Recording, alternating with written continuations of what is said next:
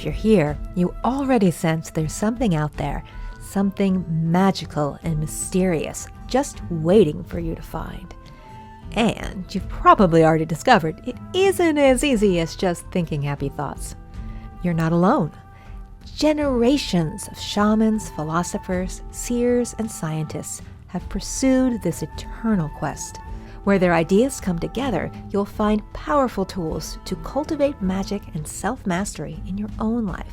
Welcome to the Magic and Mastery Podcast. I'm your host, Donna Woodwell. I'm a former journalist and author, a master astrologer, and a hermetic initiate, and it's my honor to be your guide. In each episode, I'll meet you at the crossroads of science and spirit, reason and intuition, to help you discover the wisdom that works for you. Are you ready? The adventure awaits. Hello and welcome back to the Magic and Mastery Podcast. This is episode 13, which is all about finding resilience. Now, as folks are eyeing getting back to a post-pandemic new normal, Chris Kaplan and I decided that some meditations on resilience would be appropriate. But before we dive in, don't forget that I've added timestamps and links from the show to the show notes. So if you want to find them, just check them out at www.magicandmastery.com/podcast. Now, on with the show.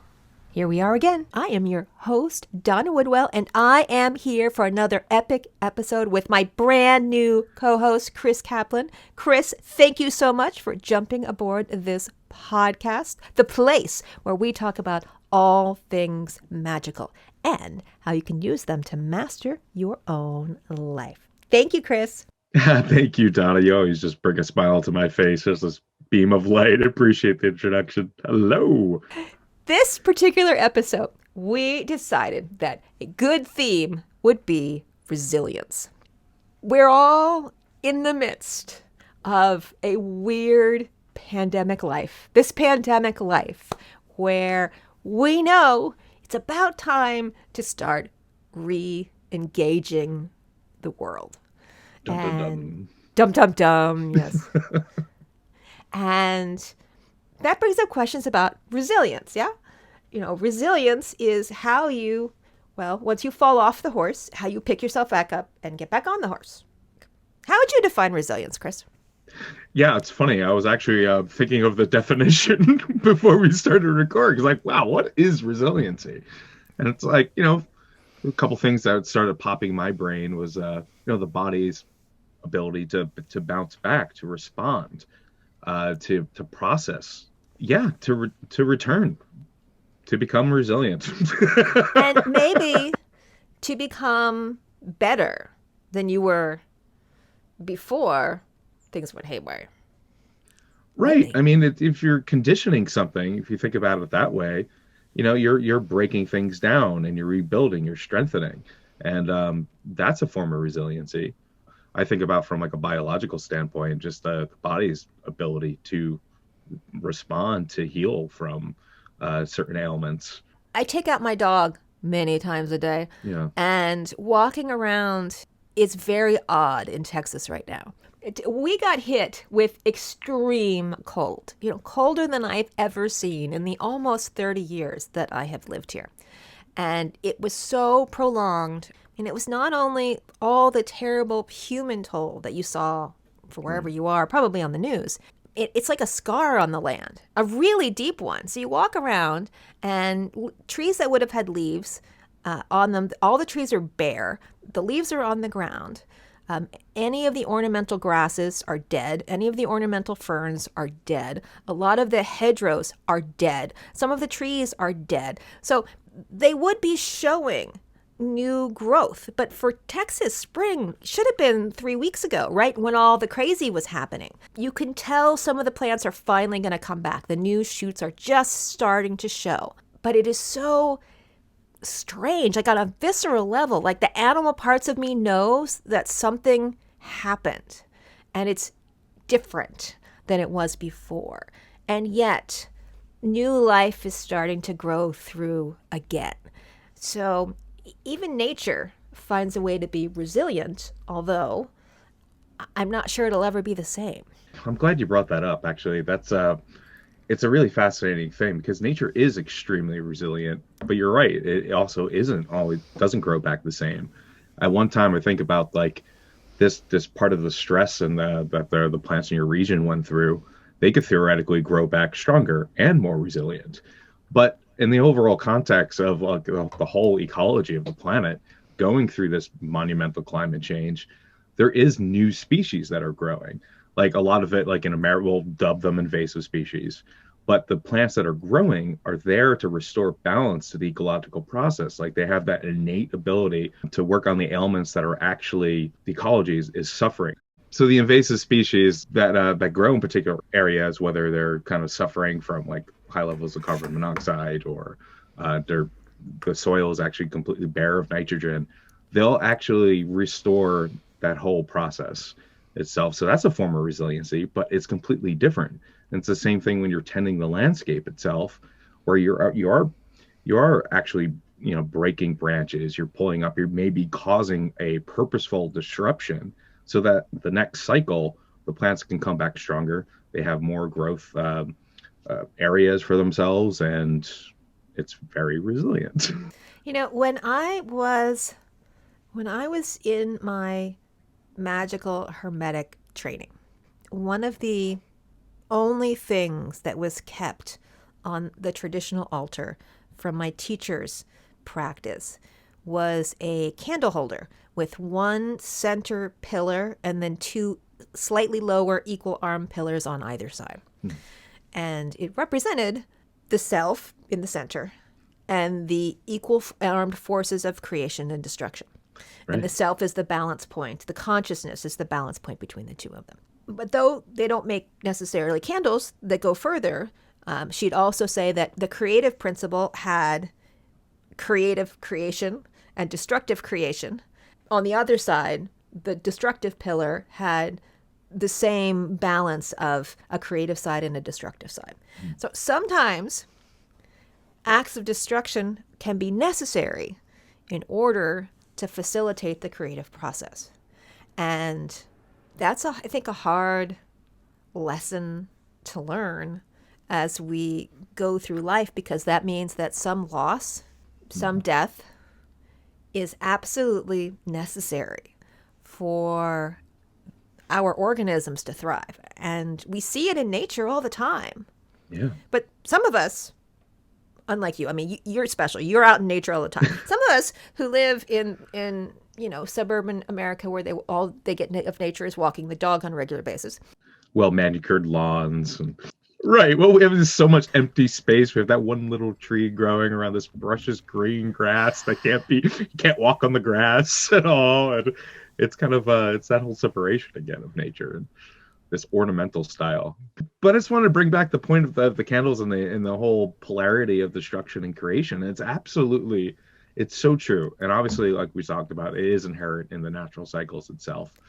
But as far as if I take a blank page of paper before I start drawing on it. It is this perfect creation of itself. Like it's a blank page. It is an entity in itself there. But then the moment I start that first pen stroke, the first paintbrush, it starts to change. That blank piece of paper is absolutely no more. And it goes through this whole transmutation process, birthing into something else. And I feel like that is like those two forces are always at work. And we're constantly like the universe, any level of the universe is constantly going through that transmutation process, always becoming something else. And that whole stability is kind of it's an illusion. I mean, because it's tied into that sense of time, which is what is that? It's complete illusion too. How do you measure a scale of like a life of an atom compared to a sun? It's completely relative. And yet, anyone who is a creative at heart, what we're saying is to recognize that you can't be a creative at heart unless you fully accept that destruction is part of the process. Yeah, it's absolutely true. That death and decay and those darker things cannot be separated from the process of the lighter sides. Which I suppose gets us back to our conversation about resilience. Just another way to describe it is that resilience is recognizing that we must walk in balance. When you fall off the horse, you get back on. Then you'll fall off the horse again, but then you'll get back on again. And so it goes. And it's when we fail to accept this process, when we try to do too much on one side or the other, where we're constantly go, go, go, go and refuse to stop, or we stop and can't seem to get back up again. I mean, both of those lack resilience, because resilience is embracing the natural flow between one pole and the other pole of whatever we're talking about. So let's get back to the Hermetic dictum: all things vibrate, all things exist in polarity. And that just means that you can't have hot without cold. You can't have light without dark. You can't have wet without dry. It's just a natural part of our physical manifest world. We live in polarity. And so resilience is to be able to find your center again when you get stuck anywhere along that way and refuse to move. Yeah, absolutely. I mean, it's also kind of like surrendering to the Tao, to the flow of those energetic currents too. You know, that surrender and that flow to motion, to how do you put yourself back into that flow state when you are stagnant, or how do you stop when you are in this period of too much motion? That happens in degrees too, because as I like that, it's almost like that pendulum. I think we talked about it the last episode. You know, that pendulum keeps swinging. Like, these are constant forces that are in motion. There's never too long of a period of stagnation, because life kind of forces you out of that stagnation regardless. Now, the conscious effort is that you can push yourself past that consciously, so that you don't get into a crisis point that forces you to change or to spring back into action. So again, that resiliency that you mentioned of getting back up on the horse when you fall down again, which happens all the time, every time, because life is constantly new. There's always new struggles, and no matter how similar a situation can be, it's brand new. So to respond, to be kind of childlike, to be patient, also for yourself as you throw yourself into it, and kind of keep an open mind and an open heart, I think is a key of resiliency too, because you're having then like that automatic trust in the universe, into the life flow, into that force that's always there. It always has you. There's always going to be a net that catches you. But then again, when you jump and take that leap, maybe you're going to spiral down like Alice into this whole new wonderland, and it could be a frightful fall. I've been sinking with Alice in Wonderland quite a bit lately, so I had to bring Alice back up. She is totally a wisdom keeper. So, okay, let's get it back to real land. Not that we weren't real before, but I could have said back to me, but that didn't sound as good. I just finished up my most recent 12-week course on planetary magic like 2 days ago. And so anytime you birth this big thing, there's always this moment of, okay, we're done. And there's this feeling of, what am I supposed to be doing? Why am I not working? And right. And yet it takes a moment to like, stop. Stop. You need to switch gears. And then once that frazzle goes away, then it's like, oh, can I just sit here for a while and do nothing? Can I do nothing? So, and I know this is the time of the year when people feel that a lot, even regardless of the pandemic. It's just, it's Pisces season. There's a little bit of reset from the winter is over. The spring is almost here.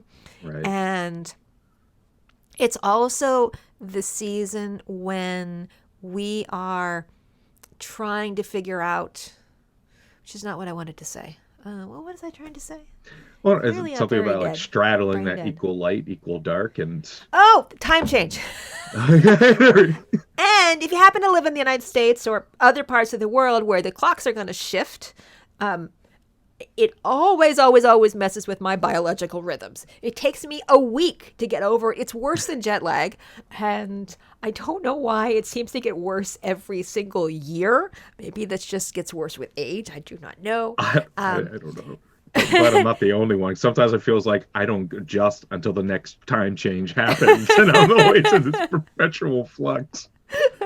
I thought about this morning when I got up. We got up when the sun came up. I'm like, can I just be on strike and just get up when the sun gets up for a while? I bet a bunch of people who have been doing that with the pandemic are going to be even more conducive to the why are we doing this? Why do we flip the clocks around like this? Because it may have made sense at once upon a time, but it does not make sense anymore.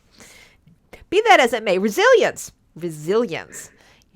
What I think about that on my many walks a day. What practical steps can I take to help myself be more resilient when things change, whether it be my class is ending or the times change or something else in life? And I was trying to make myself a list because I'm a Virgo and we do that. What would you put on your list? And I'll take notes just in case it sounds like it's a good addition for my list. On my list, my mental list that I'm checking off here. I think I have some ideas too. Okay, but you can go first. Yeah, well, I just want to address one fact too that, a large part of it, like this whole taking the time to actually rest, to stop. Part of our culture is that we have to be constantly in this yang mode of constant action, constant creation, constant work, constant. We have bills to pay. We can't stop. All these modern things that just stop us from that actual flow state where there is this yin, there is this yang, there is this waxing, this waning, and those are very lunar tides, and that's a natural rhythm. We do need time for our body to respond, to rest, to recuperate from stress and from those triggers that sort of flood our body.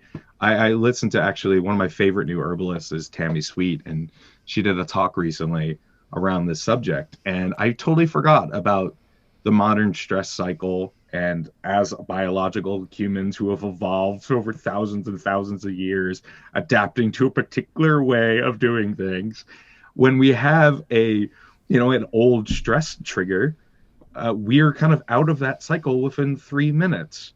But our modern stress triggers, this can last for weeks and months. And how do we get out of that for ourselves to complete that whole kind of hormonal cycle that happens and the adrenaline release and restoring your body to balance?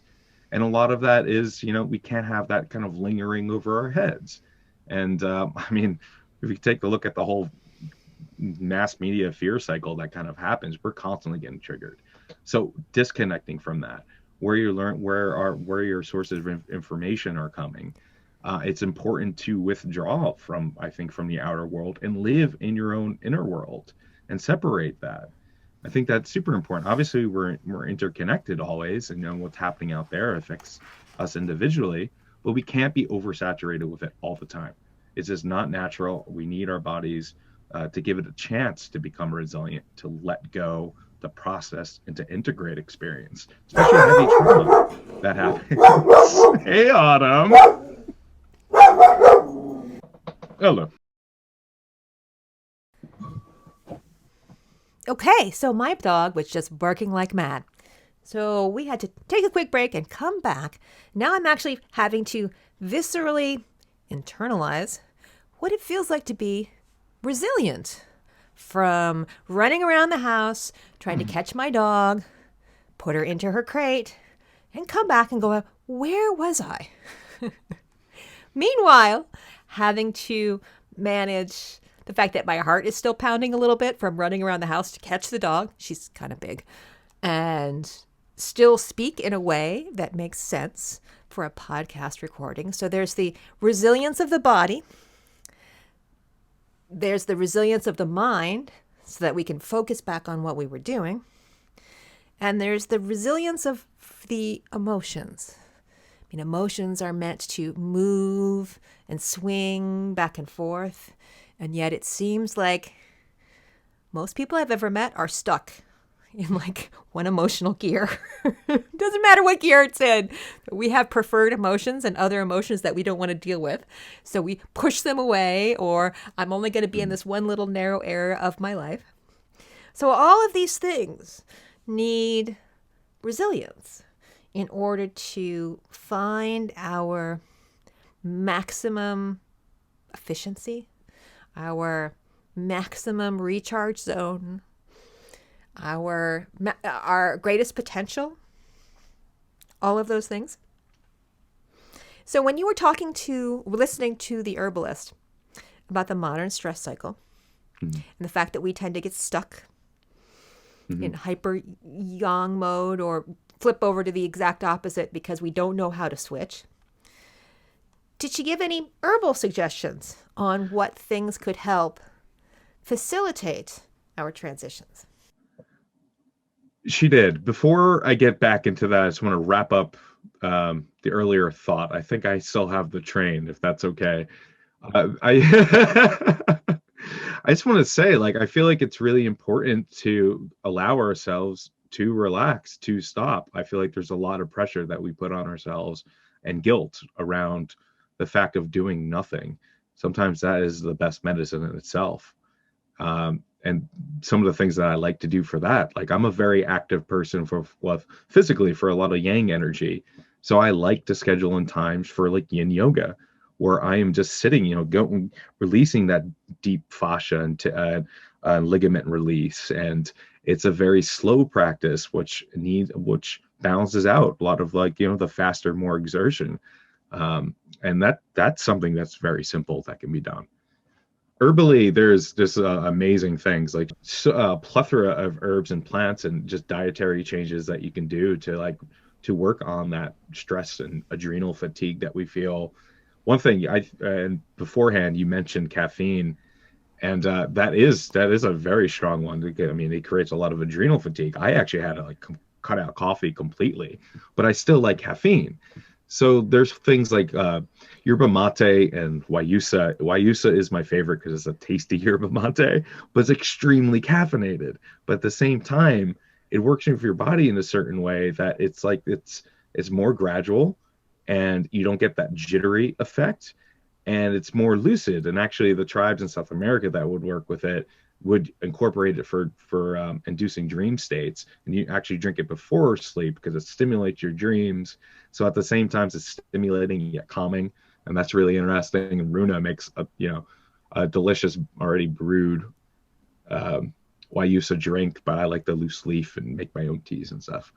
That's fascinating because I would have said the exact opposite. I love coffee and loathe caffeine. Caffeine and I. Have you seen that movie with the squirrel, Over the Hedge, Beyond the Hedge? I don't know. There's something. It has a raccoon that's voiced by Bruce Willis, and it has a squirrel. And the squirrel is already a little hyper, and then they give it No, I like the haven't seen equivalent that. of a jolt. And it gets so hyper it circles the earth and stops time. Oh, that's hilarious. That's you and that. If So I have yeah, coffee, like a regular cup of coffee, I'll fall asleep like 30 minutes later. Just get exhausted. It just taxes my adrenal system. yeah, But not with because Wyusa or cacao, which if you need like that little stimulation, I mean, that's a great. that would be because I am Vata and you are not, and that's another show. For sure, for sure. Dasha's going to another show. Yeah, yeah. But just to wrap up, like, stress relievers, Tulsi and like Tulsi, holy basil, and Shazanja berry. And there's just so many plants that are out there, that and foods that you can do to really calm and relax. And I think it's kind of experimenting a little bit and finding the ones that work best with you. You mentioned chamomile to me off air, and yeah, that's a great one. I don't drink it too often because I feel like I have a weird allergic reaction to chamomile. I don't know what it is. I can't really pinpoint. Nothing severe. I can totally drink it fine. It's an interesting one for me. But holy basil, That's one of my Tulsi is favorites too. amazing. It's a Woo. very Jupiterian thing. Mm-hmm. With little rose hips, fantastic. So obviously, um, your mileage may vary. I mean, even Chris and I are different about what we can tolerate. So none of this is hard and fast. If you take this, you will be fine. It's all experimenting and finding out what works for you and what doesn't work for you, and understand what you're trying to accomplish, Right. which is swing the pendulum and find balance. And then what methodology you use for that, you might have to tweak it a little bit. Absolutely. And mushrooms are fantastic. Reishi and cordyceps, and those are fantastic for the circulatory system, and they're very safe to use too. They kind of mycelium have this very comparable DNA to humanity, which is interesting and a whole nother episode in itself. But I like those a lot, and they're great for your immunity too. So those are fantastic little helpers out there. They're all over the place. All right, so I'm keeping a list here because I know that our listeners are going to like go, wow, these people are rambling all over the place. What do I actually do with this information? So I am writing it down so Making that one we of can us is put in the right. show notes. If you want to find all the things that we talked about, we will put links in the show notes, and you will get access to my little list, which currently has physical things. I added sleep because, it was a good one. Yoga. And then I had herbal things like Tulsi, and really all the adaptogen class. So that's the Mm, reishi and Tulsi and ashwagandha, stuff like that. yes. Then there was the mental stuff, which included disconnecting from media. Hmm. But I think there's other mental things that actually can help with this process. Of course, meditation. It's kind of a mind work thing. Absolutely. Have you found certain beliefs? I mean, the fact that we're all running around, I must do more, I must do more. Is there a belief that we all seem to have a part of? Hmm. I know for me, it's hard not to have internalized the voices that I feel like are from outside me, like looking at me like you're not doing enough. Hmm. Um, I even remember working, I was volunteering for some philanthropic organization, and they were having a board meeting or some kind of meeting, and I was staffing it, and I hadn't eaten anything since breakfast. Running around, running and running and running, and it was like 1:30 or 2 in the afternoon. I could feel my blood sugar start to crash, Right. like in a way that I was getting dizzy when I stood up. I'm like, I have to eat something. And I said, hey, I got to go eat something. Can someone cover this? And the woman who was in charge came over and screamed at me, you are working. You cannot eat. And I was like, I am a volunteer, and you're supposed to be helping people. And you were in my face screaming at me because I said I need to get some food because my blood sugar is crashing. And I was a little shocked. Hmm. And I think it made such an impression on me because, hey, my blood sugar was crashing. So Right. my body was going into a state of alert and alarm, but also because we have so internalized that you must be working that we are willing to yell at other people when we don't feel like they're living up to that expectation. So God only knows what we're doing to ourselves in this Hmm. process of, go, go, go. I'm always busy. Well, you're always busy because you made yourself always busy, not Right. because someone else made you always busy. And so it's like busy, busy, or crash and in front of the television and try to be as numb as possible. And that doesn't seem like a healthy balance. No, no, it doesn't. And it's kind of ironic that your example is one of the basic things that life forms have to do to survive, which is to Hmm. eat. And another example came up recently with obviously the overworked Amazon employees working like 12, 15-hour shifts, not being able to go to the bathroom. A basic human necessity. It's absolutely absurd. And that's one of my pet Well, it's not even a pet peeve, but because I feel like a lot of people just don't even realize this because you know, there's so much going on. Like we can only be aware of so much at a time. But that sense that you are completely drained and tired from your day and you just want to numb out with TV. Yet the passive activity that you're doing isn't passive because it's, blue light saturation and you're getting stimulated by the plot and the distractions on the screen. So you're again just constantly caught up in that stress cycle, not able to adapt because it's actually active stimulation, And so which, what you're watching is not making you relax. right. So have a screenshot. Like if you have to go to bed in a couple hours, like don't, withdraw, like have shut down the screen time and be with yourself. Tune into that rhythm because it does throw off your whole sleep cycle, which you've mentioned, and that's extremely crucial. And I feel like we have to be guilty about the times we need to sleep in, which is sort of also I don't think natural either. And it's kind of unfortunate that we have to force ourselves to not listen to what the body needs.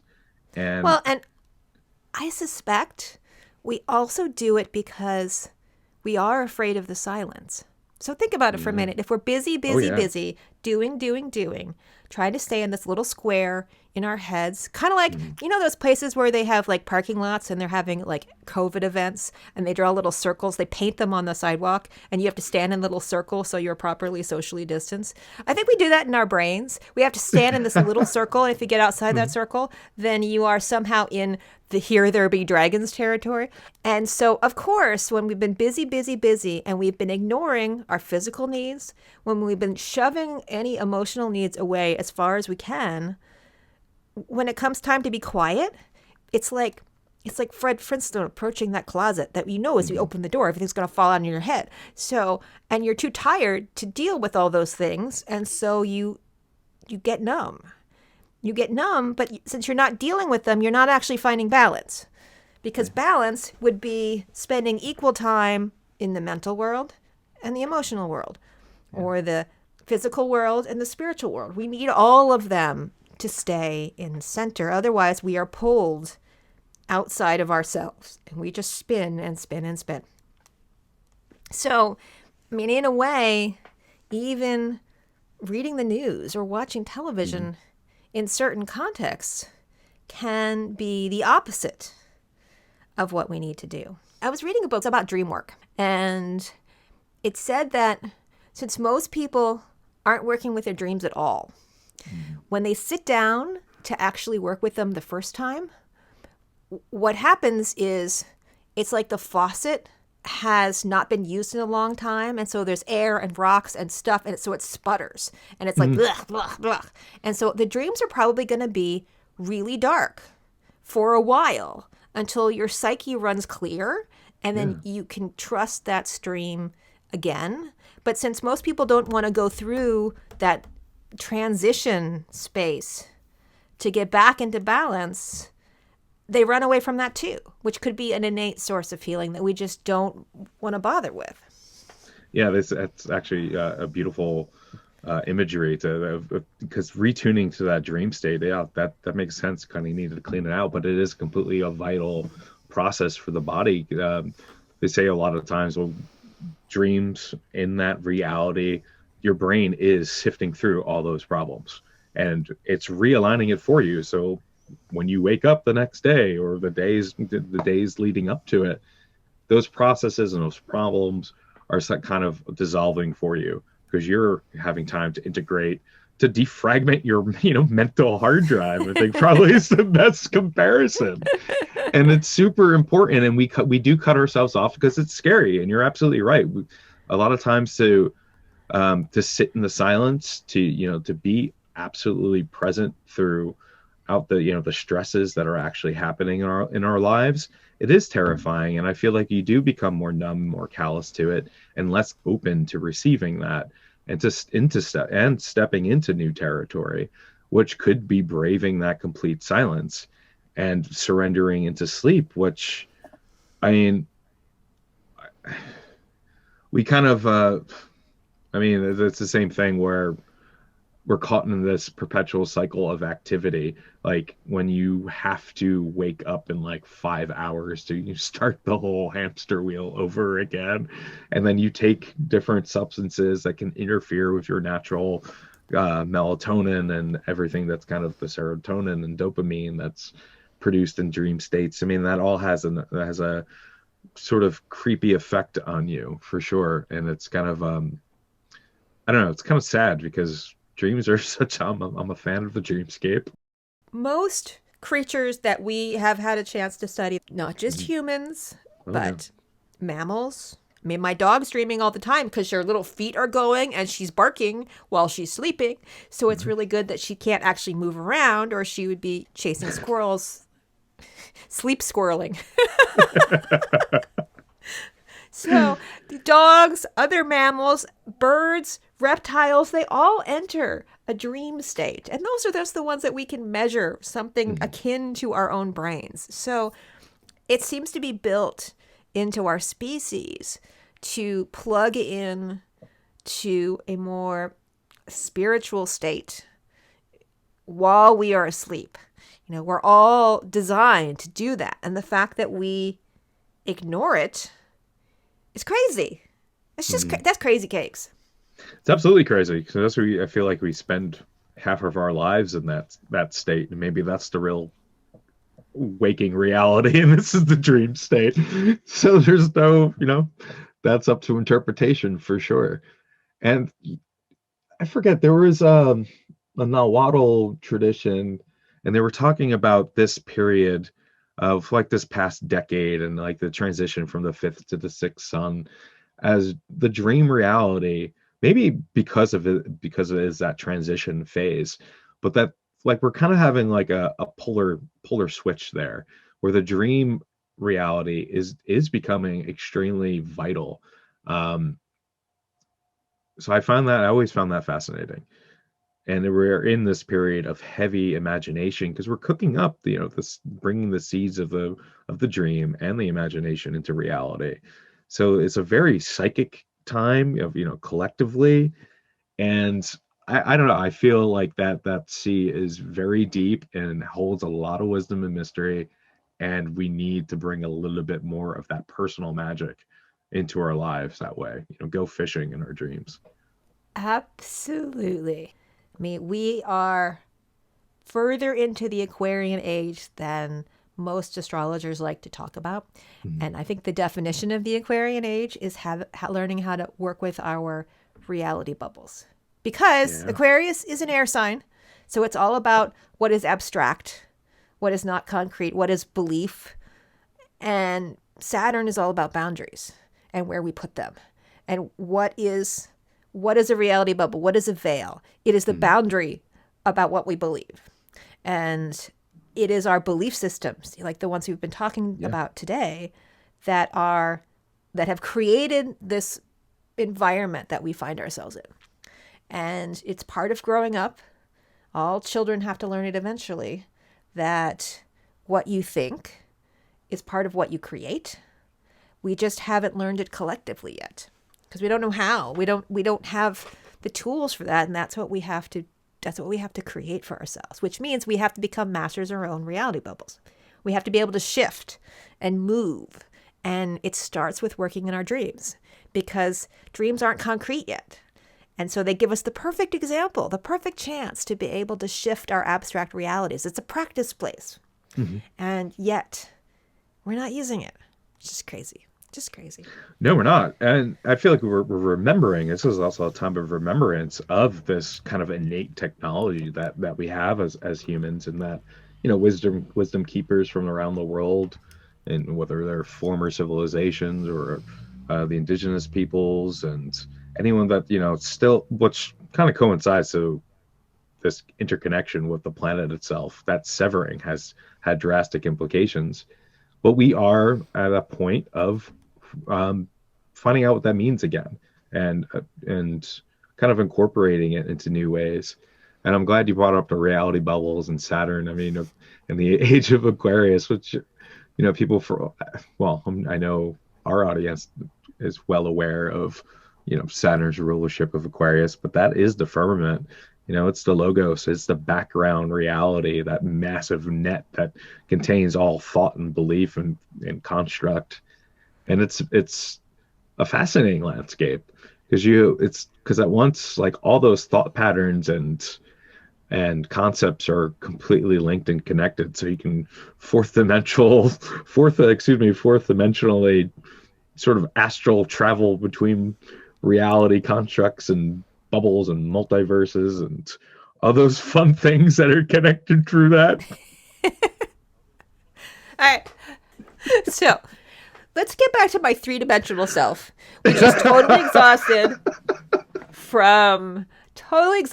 from spending every week having to put out a new piece of a class, being up until like 5 o'clock in the morning, getting stuff done. Not up because that's when I was waking up. That's when I didn't go to sleep until. So it's really clear. Up all night long, crashing, getting up, doing it again. I feel like that old Time to Make the Donuts commercial.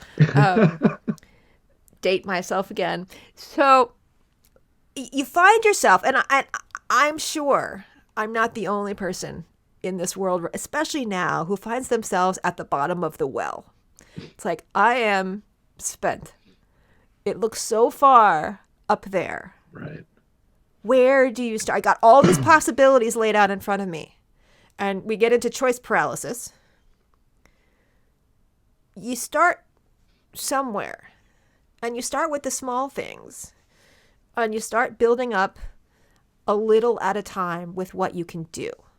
And so if the small thing is going down to your local Whole Foods or Sprouts or whatever earthy crunchy market you have near you and picking up ashwagandha, holy basil tea, something else, and just having that every day, that's a step in the right direction. I always find doing body stuff is actually easier than doing mental stuff when you're totally exhausted, because it starts to build resources. And what you want to do is create a resource cycle so that as you build more resources, you feel more, you have like more stuff, more reserves to be able to tackle the next bigger thing that might seem harder. And that might be different for you than it is for somebody else. Here's we get back to your personal strategy. You're going to have to tweak. But I always say go for the physical, because we can, if we get in touch with our bodies, we're going to get back to center faster, because I do believe we have an innate healing wisdom within us. And if we can tap into that innate wisdom, we're going to move in the right direction faster. So if you're at the bottom of the well, first thing you're going to do is like, okay, what can I do to feed myself? And what can I do to decompress? So my second thing would probably be like long walks or yoga, something that enables you to relax. And once you got those two things under your schedule, then I would start tackling the emotional or the psychological stuff that got you into the well in the first place. because as I have learned over my many years, if you don't deal with that, you're going to end up back in the well anyway. Even if you manage to climb out, you're going to throw yourself back in, because there's something about the well that you are trying to teach yourself while you're down there. And until that's how you truly break the cycle, is you break the psychology of the cycle. Does that make sense? Or am I just yammering? No, it makes absolutely perfect sense. And I'm glad you brought up the physical element, because that is that herbalist I mentioned before, Tammy Sweet, that's the number one thing she talked about of completing that stress cycle. The best thing you can do was physical exercise. And because that does tune you back into your body. You're actually physically working through whatever sort of chemicals that are kind of going through your body at that time. But and physical exercise, let me put the caveat in here.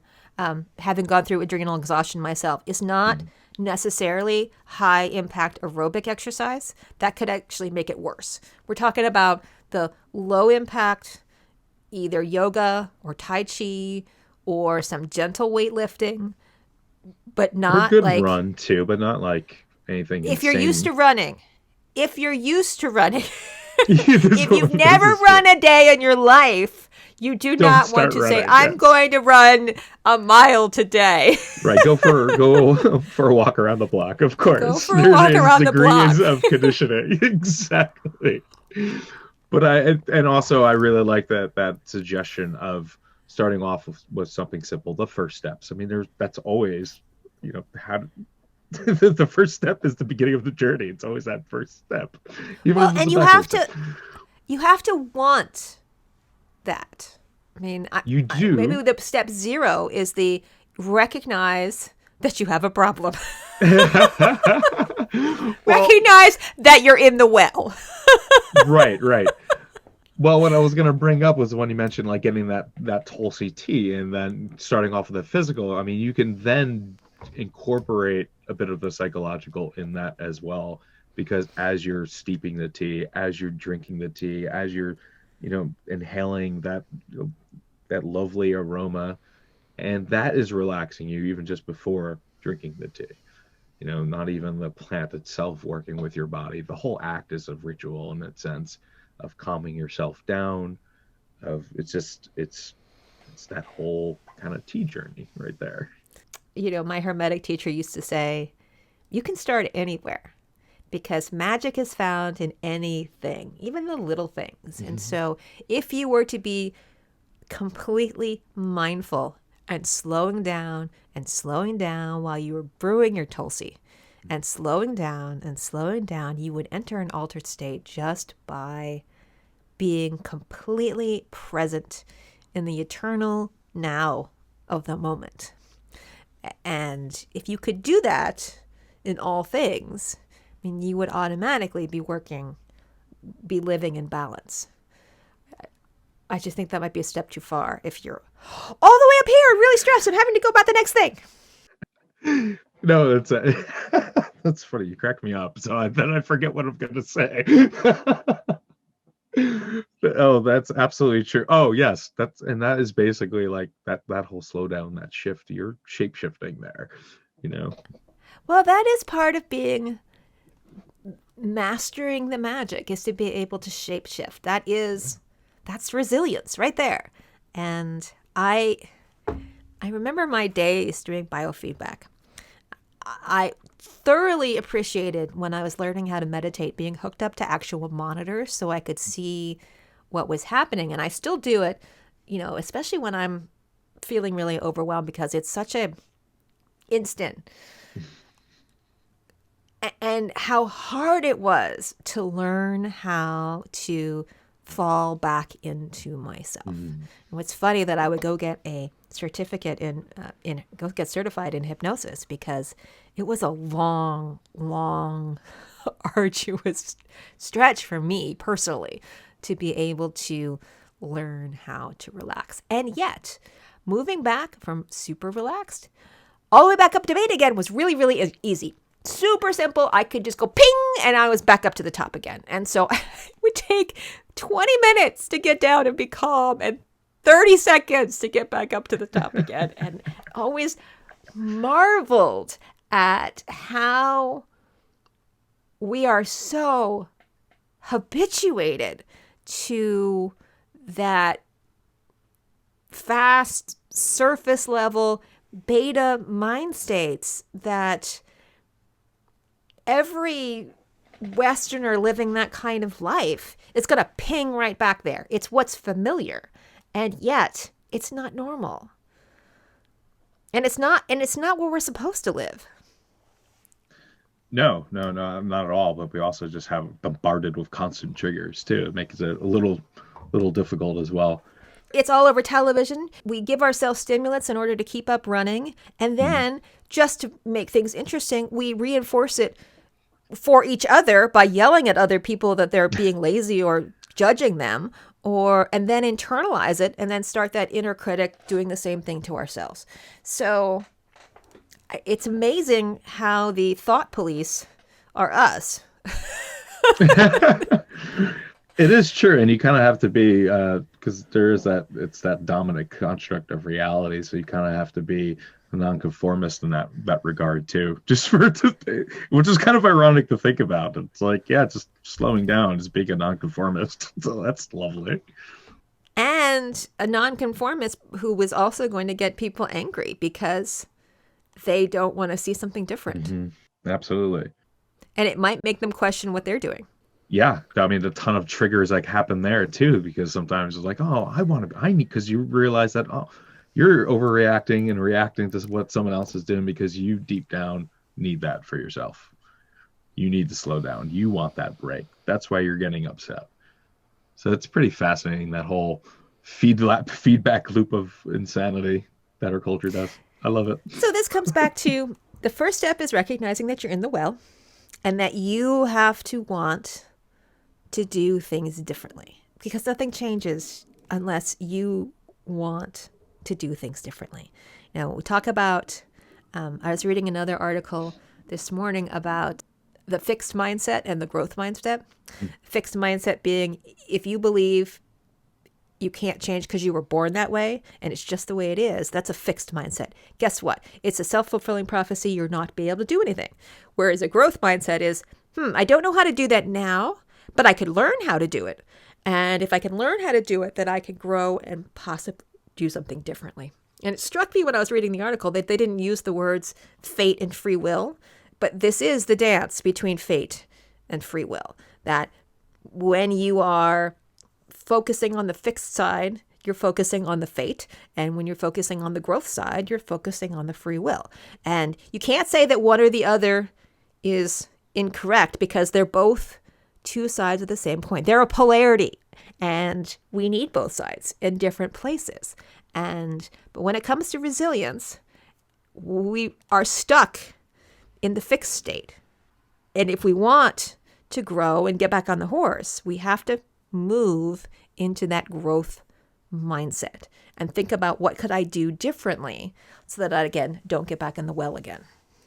Right, and it's kind of funny you brought that up because it's like the resiliency of the brain itself, the neuroplasticity, and the ability to actually create new neural pathways as you're doing things and starting new things. I mean, that is a very resilient uh, organism right there, organ. I think we have a much greater understanding of our own resilience today than we ever have before. I mean, I know neuroscience has never thought that they would find so much It's evidence that amazing. the It brain really is. can rebuild itself Yeah, in ways that we never considered. So, it's absolutely fascinating, and I get it. I get the why the walls get built up around these fixed concepts that you were talking about. You know, it's very easy for us to do, whether we are just bombarded with stress, and doing anything more is considered just like just absolutely taxing and completely draining.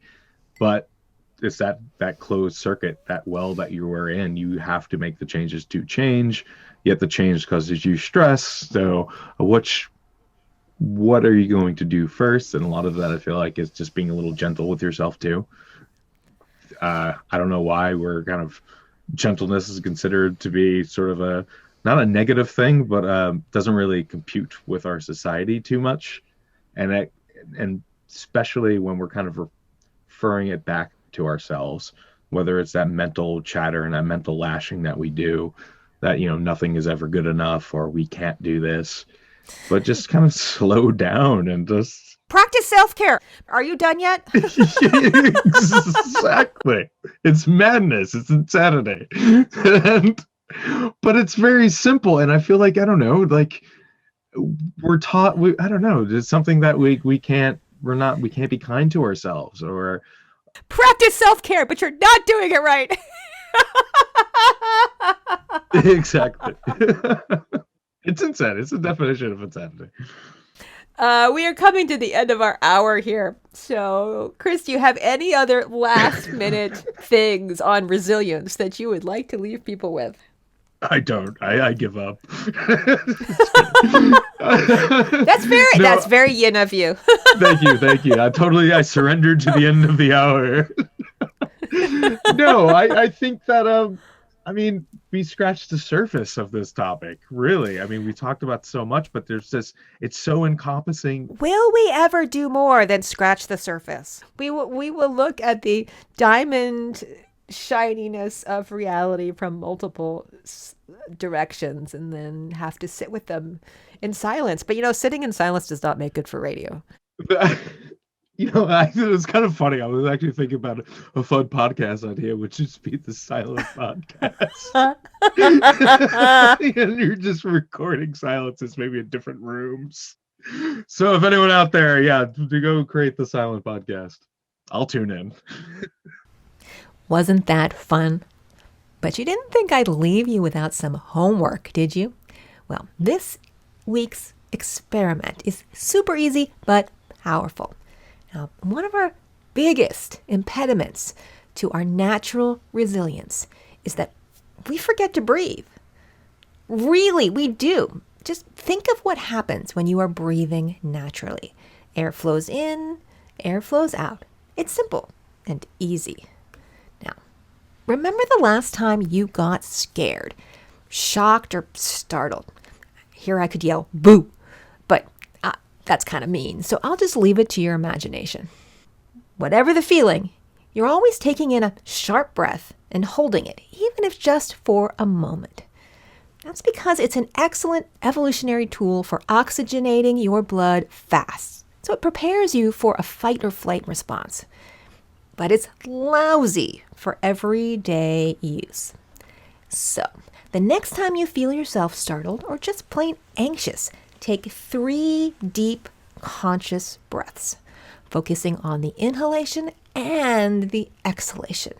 And notice how this makes you feel. You may discover it's much easier to respond to the stresses in life if you just pause for a simple moment and remember to just breathe. In the meantime, if you want to talk more about experiments like these and ones that are even more a little complicated, or dive deeper into the planetary energies or just ways to live a more magical life, my Magic and Mastery Coven is always open to you. It's now got more than 50 hours of training, guided meditations, monthly magical challenges, and engaged, heart-centered community. Even better, there are no contracts to sign. So just surf on over to www.magicandmastery.com/coven to find out more information. And of course, to find the timestamps and links from the show, don't forget to check out the show notes at www.magicandmastery.com/podcast. Thanks for tuning in to this episode with me, your host, Donna Woodwell, and my new co-host, Chris Kaplan. And as I've said before, we love getting feedback. It helps us to figure out what makes you jazzed so we can provide more of the good stuff that you want. And it would mean so much to us if you take a moment to rate and review the podcast. And if you like it, why don't you share it with a friend?